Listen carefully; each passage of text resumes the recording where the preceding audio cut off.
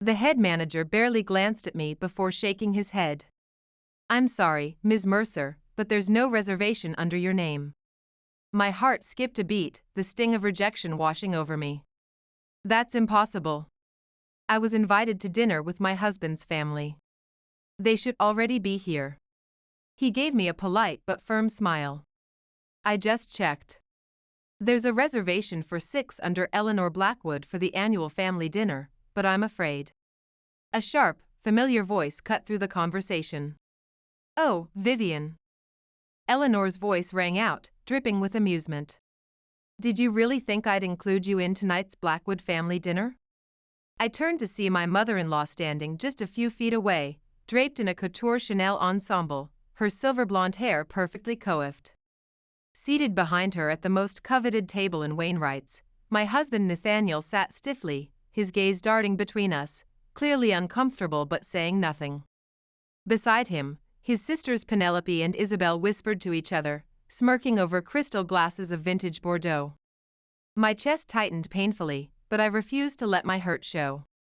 "I don't understand," I said, my voice steady despite the fury building inside me. Eleanor's smile widened, exposing perfect veneers. "Oh, sweetheart, I didn't think you'd actually come," she chuckled as if I had done something adorably naive. "This is the Blackwood annual dinner.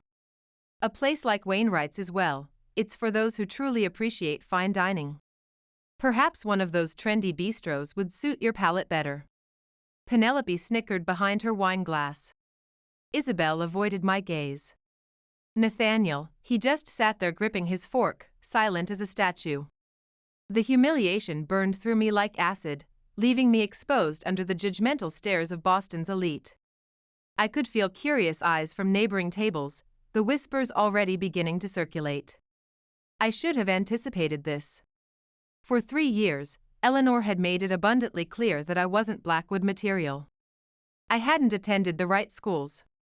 I didn't have generations of old money behind my name. I wasn't born into their rarefied world. From the moment Nathaniel slipped that family heirloom ring on my finger, Eleanor had methodically reminded me I was an outsider. First came the backhanded compliments about my charming background, then the forgotten invitations to family gatherings, and the expensive gifts for her son while I received nothing but thinly veiled contempt. But tonight she had crossed a line. She had deliberately orchestrated this public humiliation at Wainwright's, Boston's most exclusive 3-star restaurant, ensuring I would stand here like a beggar at the gates while clutching the vintage bottle of Chateau Margaux I'd brought as a gift. And the satisfaction gleaming in her eyes made my blood boil. The shame should have crushed me. I should have felt diminished. But instead, a cold clarity washed over me. I smiled, a slow, confident smile that made Eleanor's expression falter for just a second. Then, without hesitation, I turned to the manager. "Would you be so kind as to ask Marcus Wainwright to come out?" I asked, my voice smooth as aged whiskey. Eleanor let out a theatrical laugh. "Oh, please. Do you really think the owner of Boston's most exclusive restaurant would come out here just because you asked?" I turned back to her and met her gaze directly. "Yes, because Marcus Wainwright, he knows me quite well. And in a few moments, my dear mother-in-law, you're going to learn exactly who you've been underestimating all these years." Eleanor's smirk didn't waver, but I caught it, that flicker of uncertainty in her eyes. She had spent years treating me like a charity case, but tonight she had escalated her little game into public humiliation. And she had done it in front of my husband, his sisters, and the entire Boston social elite. The air around us crackled with tension as I stood my ground, refusing to be dismissed. Gregory Pierce hesitated, clearly weighing his loyalty to Eleanor against the authority in my voice.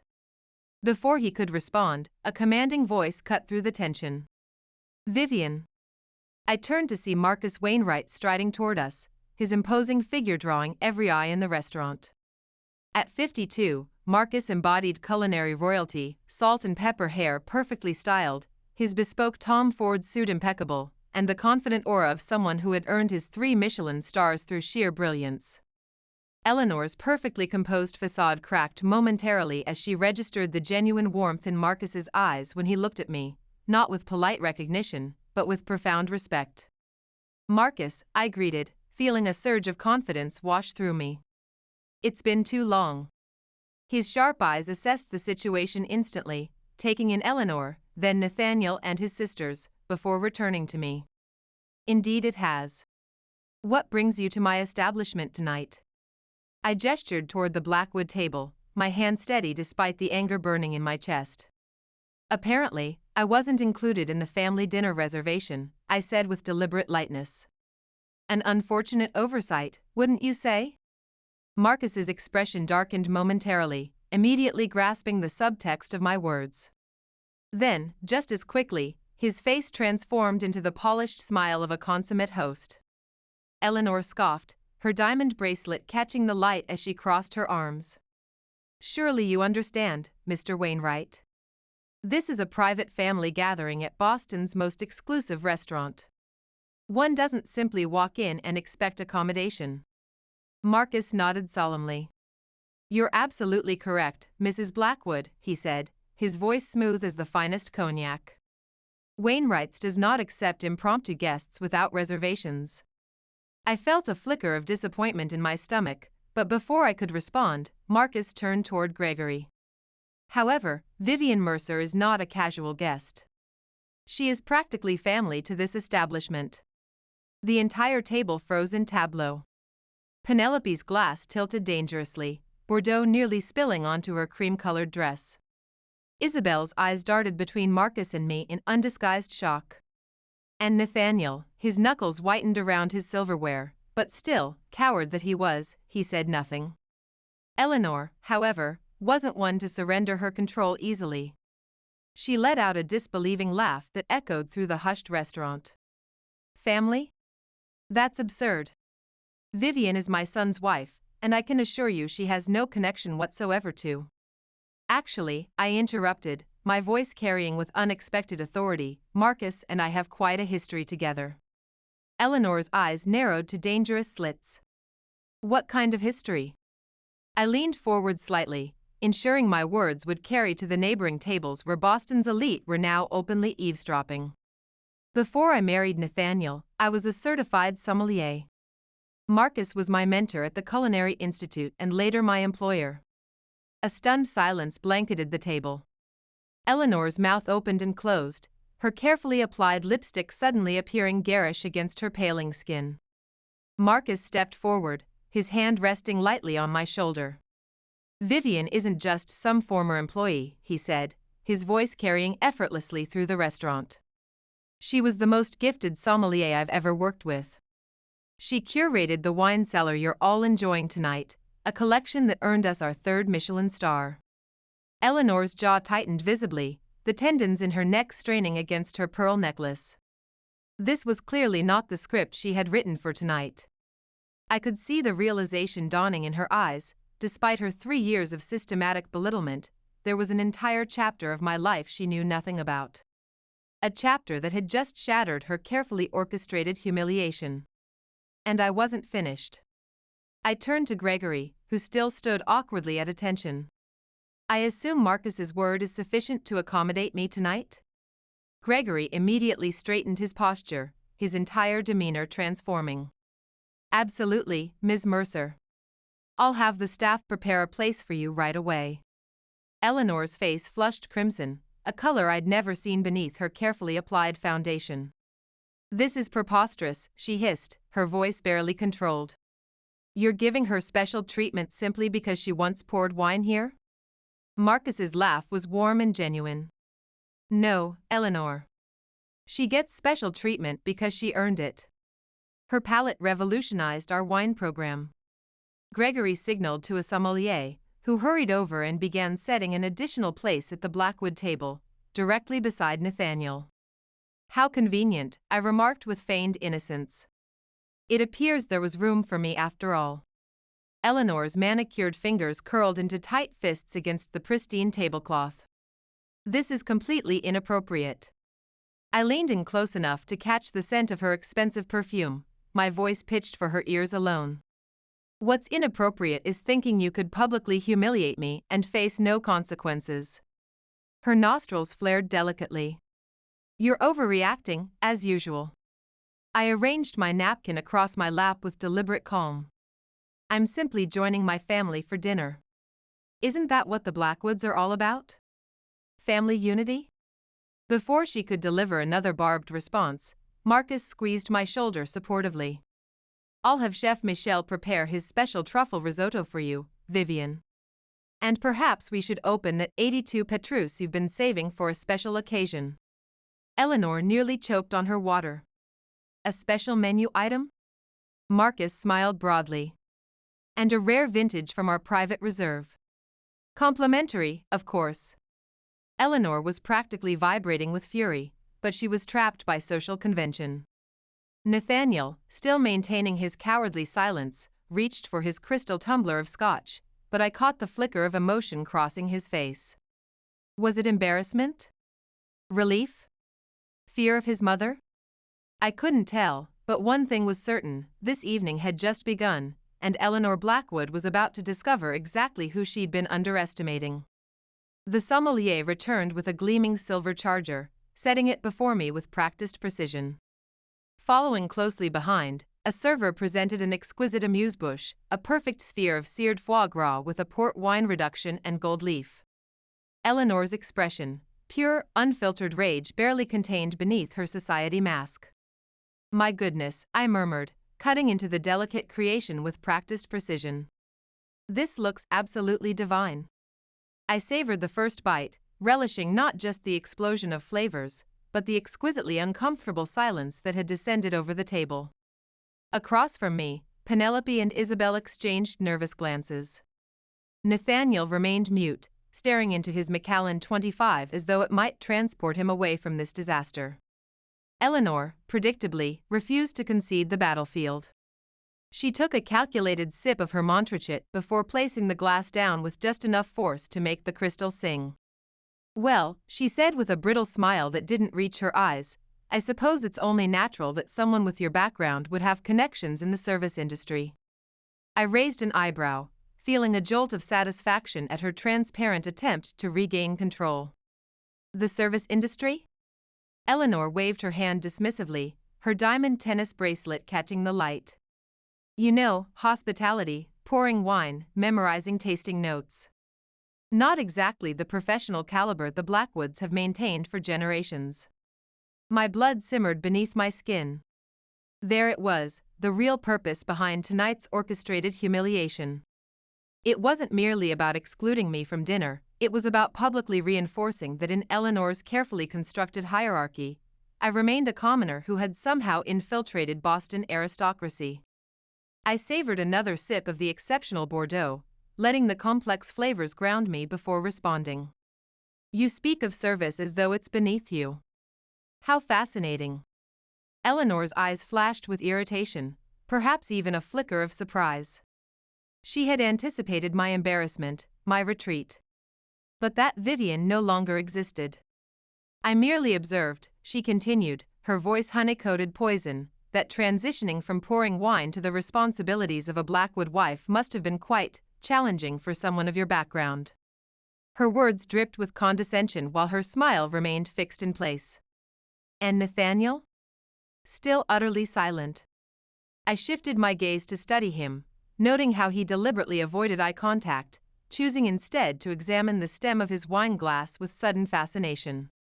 In that moment, clarity hit me like a physical blow. This wasn't solely about Eleanor's calculated cruelty, it was about Nathaniel's persistent silence. Because tonight wasn't an isolated incident. The pattern had begun at our wedding, when Eleanor had accidentally omitted my college friends and former colleagues from the reception guest list. It had continued last Christmas, when she presented me with a beginner's investment guide titled Finance for the Completely Clueless in front of the entire Blackwood extended family. It had escalated at the summer charity gala, when she loudly commented how brave Nathaniel had been to marry someone without the proper pedigree. Through every calculated insult, Nathaniel had remained silent. And I had swallowed my pride, telling myself it wasn't worth the confrontation, that I should rise above it. But this was different. This wasn't some offhand remark. This was a meticulously planned public humiliation. And my husband had not only allowed it, he had participated in it through his silence. I set down my crystal wine glass with deliberate precision, the sound barely audible against the ambient dining room noise. Then I leaned forward slightly, my posture perfect despite the rage coursing through my veins. "Eleanor," I said, my voice controlled despite the fire in my chest. "Do you know what fundamentally separates us?" She tilted her head, a spark of genuine curiosity breaking through her practiced disdain. I smiled, feeling strangely powerful. "I've earned everything I possess."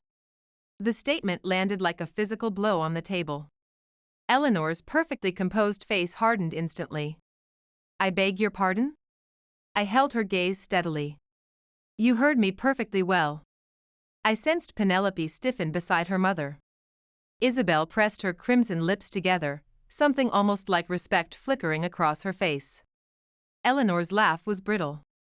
"Are you seriously suggesting that I haven't worked for my position in society?" I let the question hover in the charged air between us. Then, before she could launch another condescending remark, I continued, "I didn't marry into a dynasty. I didn't inherit privilege.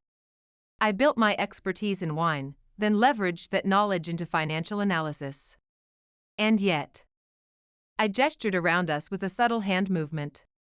"Here we are, in the same 3-star restaurant, enjoying identical cuisine, with the same level of deference from the owner." Eleanor's fingers tightened around her linen napkin until her knuckles turned white. Penelope and Isabel had stopped their whispered commentary. And Nathaniel, he looked like he wanted to dissolve into his chair, his eyes fixated on his plate as though it contained escape routes. For the first time since entering the Blackwood orbit, I caught something flash across Eleanor's carefully maintained facade, an emotion she normally concealed beneath layers of social conditioning. It wasn't anger or indignation. It was fear. Because for years, she had constructed a narrative that I was an opportunist, a social climber, just some ambitious nobody who had somehow ensnared her son. But now reality was asserting itself. And the truth Eleanor couldn't bear was that I was not someone who would break under her pressure. I picked up my fork with casual elegance, returning to the exquisite dish before me. "Oh, and Eleanor," I added as she exhaled sharply through her nose, furious that I had commandeered the conversation. "What?" she snapped. I smiled, the gesture calculated and confident. "You really should exercise more caution about whom you attempt to diminish." I took a perfectly measured bite of foie gras, savoring the rich flavor before adding, "A hierarchy you imagine isn't always aligned with reality." The tension blanketing our table was almost tangible. Eleanor, typically the embodiment of Boston society poise, sat rigidly, her fingers wrapped so tightly around her wine stem that I wondered if the crystal might yield. Nathaniel seemed desperate to disappear entirely. Penelope and Isabel exchanged nervous glances, clearly uncertain whether to defend their mother or protect themselves. And me? For the first time since marrying into the Blackwood name, I felt completely secure in my identity. I could see the change in Eleanor's expression, the momentary fracture in her carefully constructed facade of superiority. She wasn't accustomed to resistance. She had built her social empire on others' deference, on people being either too intimidated or too polite to challenge her authority. But I had nothing left to lose to this woman. Eleanor took a measured breath, her composure returning as she set her baccarat crystal glass down with a soft but deliberate click against the table. "How admirable," she said finally, her voice silky smooth. "I should perhaps applaud you, Vivian. You've certainly managed to rise above your modest beginnings." I sipped my exceptional wine deliberately, refusing to give her the satisfaction of seeing my irritation. "But I'm curious," she continued, her lips curving into a honeyed smile that didn't reach her eyes, "if you're truly so independent, so accomplished in your own right, why does my son's name open all the doors in your life?" My hand froze momentarily. Penelope released a soft gasp. Isabel shifted in her chair, and Nathaniel visibly flinched. Eleanor's smile sharpened like a predator sensing weakness. I felt the weight of everyone's attention, the collective anticipation hanging in the air. I carefully placed my glass down, each movement measured and controlled. "I'm not sure I understand your meaning," I replied, my voice steady despite the fury building in my chest. Eleanor leaned forward, her voice dropping to a theatrical whisper that somehow carried to nearby tables. "What I mean, dear, is that my son's family connections are what allow you to play at being an investment analyst, aren't they? You don't actually need to work, it's just a charming hobby while the Blackwood name funds your lifestyle." She tilted her head, satisfaction gleaming in her eyes. "You speak of self-sufficiency, but when the day ends, you're merely benefiting from my son's position and our family's generations of influence." There it was, her nuclear option. The calculated insult designed to destroy me completely, the final blow meant to put me firmly back in my place. I allowed her words to hang in the air, observing how Nathaniel still refused to meet my gaze, how his sisters watched breathlessly, anticipating my humiliation. And then I laughed. Not a polite society titter, but a genuine, throaty laugh that turned heads at nearby tables. Eleanor's practiced smile faltered. "Have I said something amusing?" I folded my napkin precisely, still chuckling. "I've just realized how profoundly disconnected from reality you are, Eleanor." Her eyes narrowed dangerously. "I beg your pardon?" I gestured toward Nathaniel, my voice unnervingly calm. "You believe he financially supports me?" I asked with an arched eyebrow. "How utterly charming." Penelope made a strangled sound. Isabel's perfectly lined lips parted in shock. "And Nathaniel?" Nathaniel's face drained of all color. Eleanor's smile vanished instantly. "What exactly are you implying?" I sighed, feeling almost sorry for her delusion. "You still see Nathaniel as your perfect heir, don't you? The provider, the brilliant businessman, the Blackwood who rescued me from obscurity." I tilted my head, studying her. "Allow me to correct that misconception. That's not remotely how this marriage functions." Eleanor's spine stiffened like steel. "Would you like to know what's truly amusing?" I continued, my voice carrying effortlessly across the table. "Nathaniel's investment firm, his successful market acquisitions, they were primarily funded with my capital." A stunned silence descended over the table. Eleanor's eyes widened as her carefully constructed worldview cracked before her. "That's impossible," she whispered. I smiled without warmth. "Nathaniel didn't build his career through the Blackwood connections alone," I continued, addressing her while holding my husband's gaze. "When he wanted to launch his emerging tech investment strategy, he lacked both the capital and the analytical insight. I provided both." Eleanor's manicured fingers twitched against the tablecloth. "That cannot possibly be true." I shrugged, the gesture deliberately casual. "Believe whatever preserves your illusions, Eleanor, but the reality is your son's market success is built on my investment strategies, my analytical models, and my financial support." Penelope and Isabel turned to Nathaniel for denial, but found only his frozen silence. I shook my head, feeling oddly free. "You thought you could humiliate me by portraying me as some dependent trophy wife? That's genuinely laughable." "Because the truth, Eleanor? Nathaniel needs me far more than I have ever needed him or the Blackwood name." Eleanor's face flushed crimson beneath her perfect makeup. I leaned back slightly, crossing my arms with newfound confidence. "You've spent 3 years systematically trying to make me feel like an outsider, while I've been the one sustaining this marriage, and by extension, preserving your precious Blackwood reputation." Isabel looked physically ill. Penelope sat frozen in shock. "And Nathaniel?" Nathaniel finally found his voice. "Vivian," he croaked, his voice strained, "perhaps we should." I raised my hand, silencing him instantly. "No, Nathaniel," I said, my voice cutting like steel.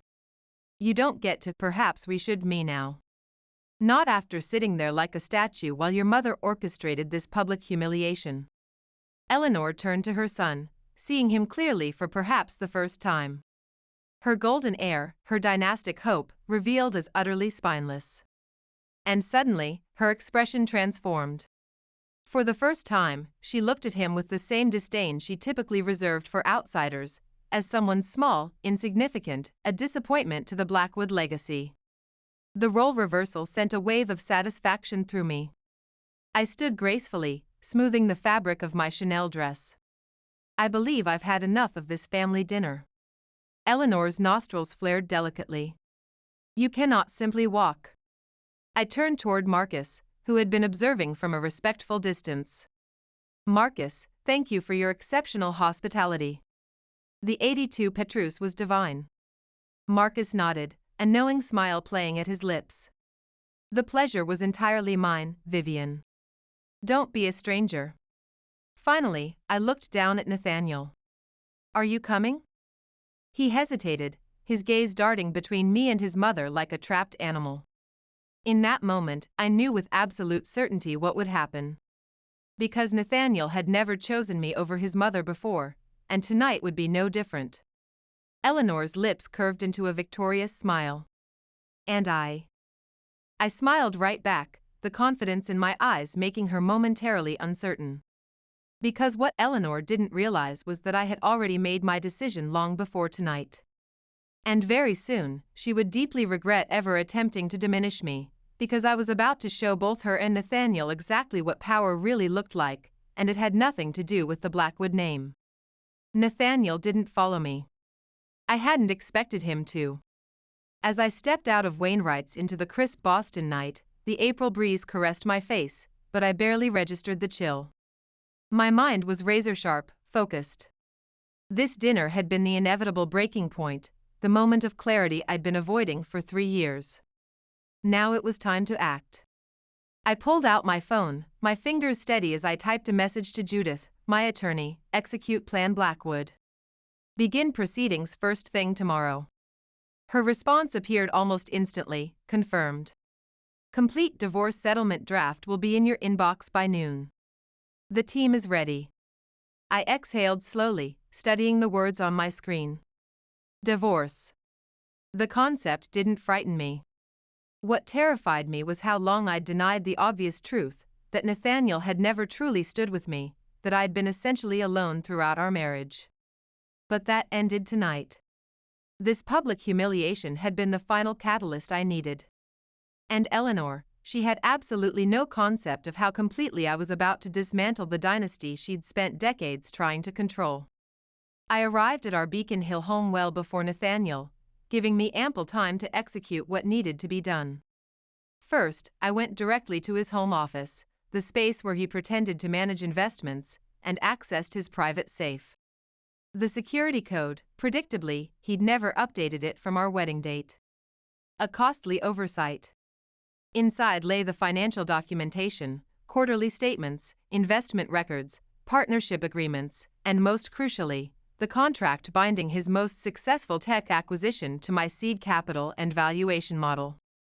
I lifted it, scanning the legal terminology I'd memorized years ago.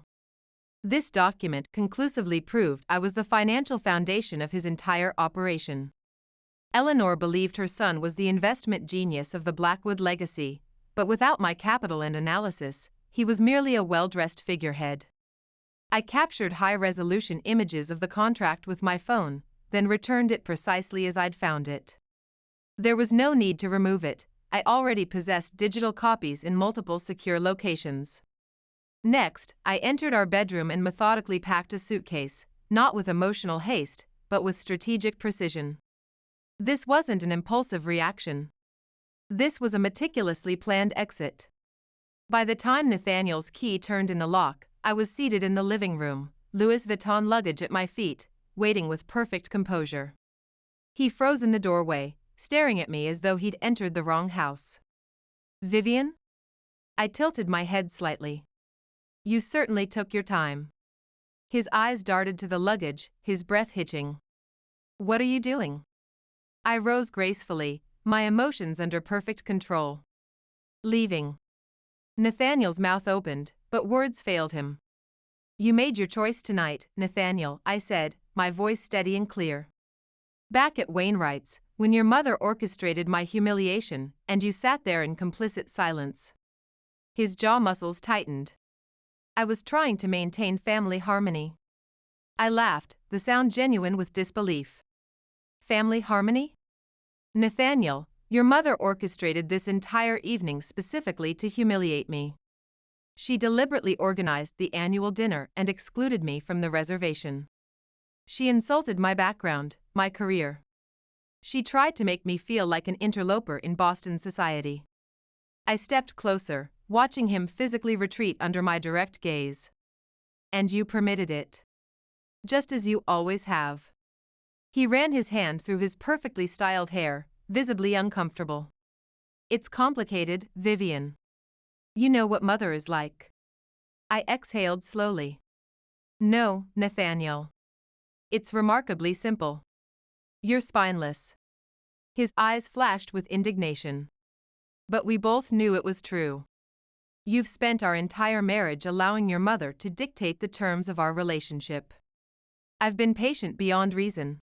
I've given you countless opportunities to stand up for me. But tonight, I shook my head, feeling a strange sense of liberation. Tonight, I finally accepted what you truly are.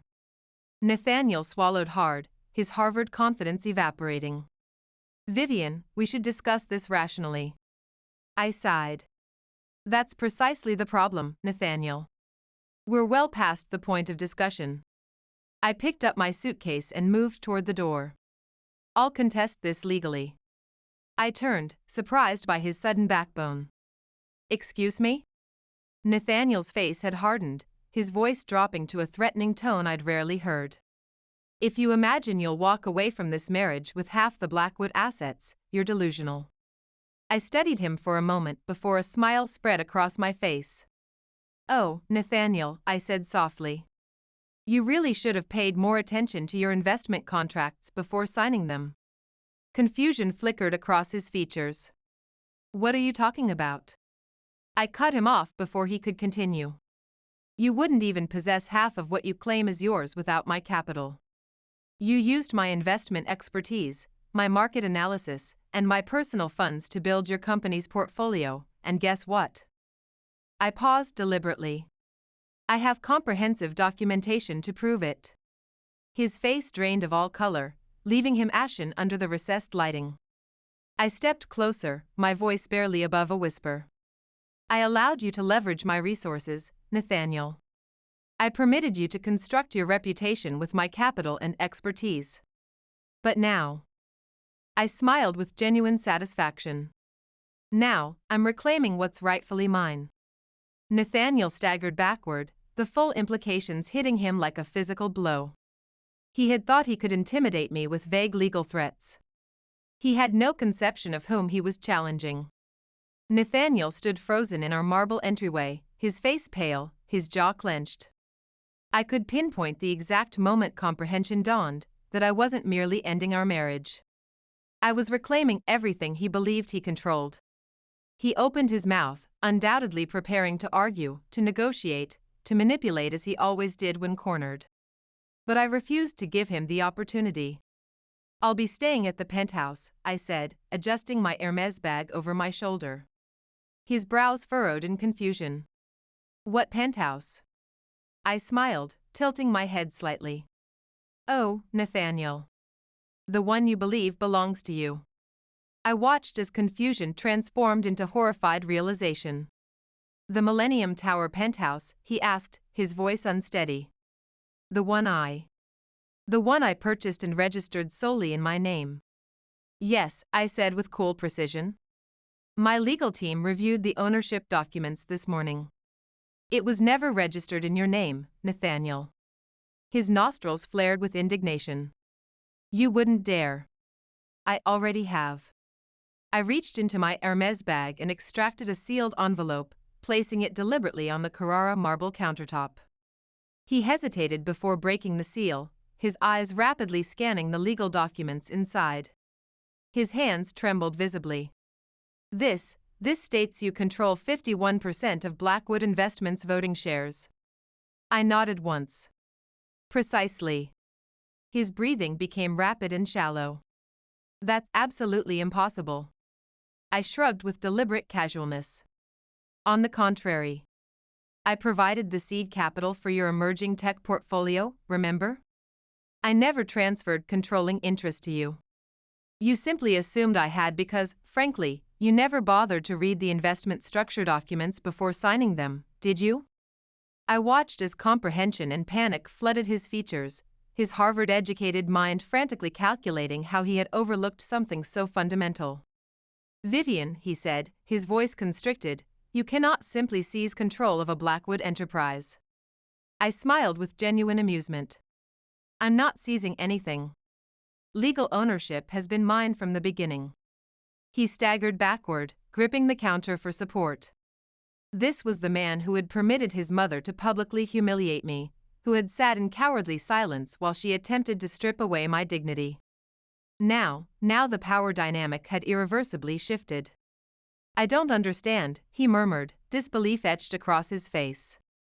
Why would you do this? And for the first time since I'd met Nathaniel Blackwood, I felt completely, undeniably liberated. Because, Nathaniel, I said with perfect clarity, I finally recognize my true value. And with that, I turned and walked out of the Beacon Hill mansion for the last time. I sat in the Millennium Tower penthouse, legs elegantly crossed, a flute of Dom Perignon in my hand. Across from me, Judith Stern, my attorney, smiled as she slid the finalized divorce settlement across the custom walnut table. It's official. You're free. I exhaled slowly, running my fingers over the embossed legal documents. Free. The past month had been intense, the legal proceedings swift and decisive. Nathaniel had attempted to fight, predictably.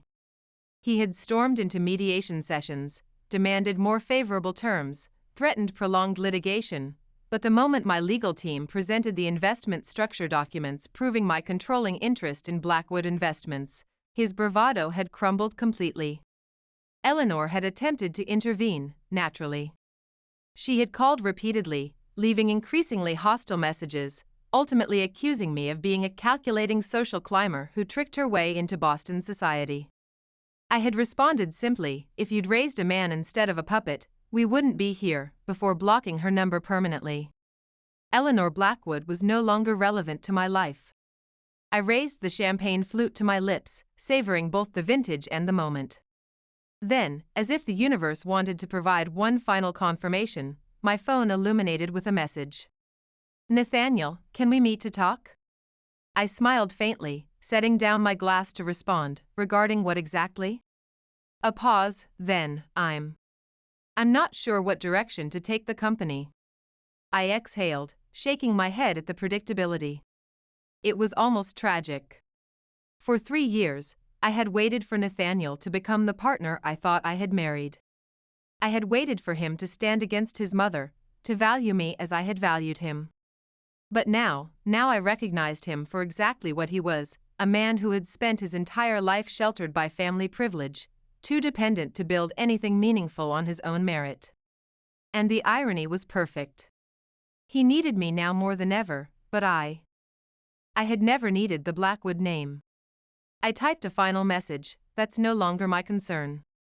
Then I blocked his number too, because for the first time in my life, I had chosen myself above all else. And that decision was more powerful than any Blackwood fortune could ever be.